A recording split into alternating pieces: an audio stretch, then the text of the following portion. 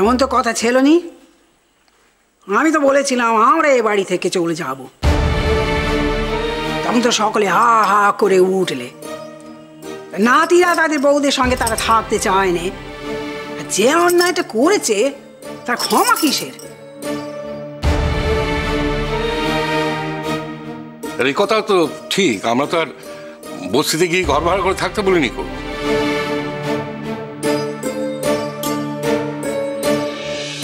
মিতির বাড়ির বউয়েরা সব রাস্তার কল থেকে জল জল আমি আমি আমি ভাবতেও পারি না। এর আগে আমার মরণ ভালো, আমার মরণ ভালো।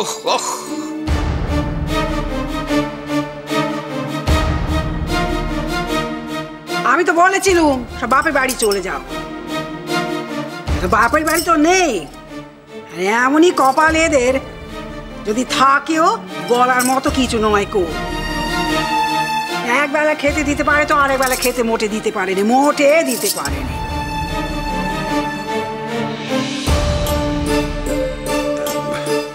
মা মা তবে আমি একটা কথা না বলে পারছি না। ভেবো না যে আমি ছোট মুখে বড় কথা বলছি। কথাটা হলো গিয়ে, এই দেখো না, এত বছর ধরে এই বউয়েরা তো তোমাদের সেবা যত্ন করেছে বছরের পর বছর, সংসারের দেখভাল করেছে, সংসারকে বাঁচিয়ে রেখেছে। মানছি যে তুমি সবার মাথার উপরে থেকে নিজে হাতে সবকিছু শিখিয়েছো তাদের। তারাও তো তোমার ছায়াতেই ছিল মা এতদিন।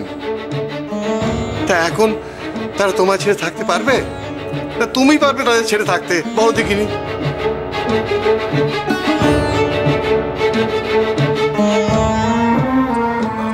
দেখো মা, ছেলে মেয়েরা দোষ করলে শাস্তি তাদের পেতে হবে, তা এরা তো শাস্তি পেয়েছে নাকি? দেখো ঠায় বসে আছে এখানে, খাওয়ানি দাওয়ানি, এমনকি মনস্থির করে ফেলেছে চলেও যাবে বাড়ি ছেড়ে।